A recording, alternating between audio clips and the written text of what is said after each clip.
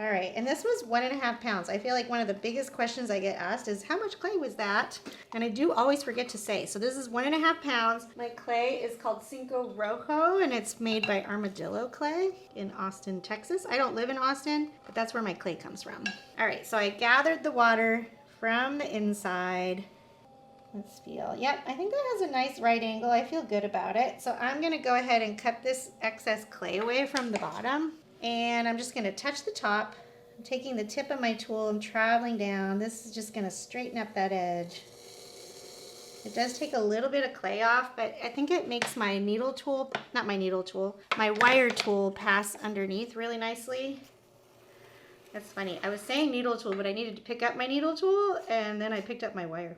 Okay, so this clay right here is Gonzo. So I'm gonna go ahead and wire this. So we're gonna go ahead and pass underneath. The way I like to wire things in half is I go halfway and then I lift up.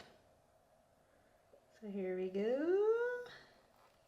Let's see what she looks like. All right, so it looks like here I could have, like my inside hand, I probably spent too much time with my finger sort of making sure this right angle stood here, and I could have just squeezed a little bit here to make that a little bit more even. But it did keep that right angle down at the base. So let's just talk a little bit about what my hands were doing while we were pulling. So there's not much clay left here, but when I push in, I'm sort of pushing in underneath. So if this sort of maintains that right angle, and then I'm pulling up my pot, it helps me sort of lift with my hands together. And I know a lot of people say like you're supposed to have this hand above this hand. That never works for me. I have a whole video on social media about how I do my pulling personally. That doesn't mean it's the correct way. When I show you guys stuff, it's always just how I do it. So basically I've got my finger pushing out here, and then I pull, and that helps keep that right angle down there at the base.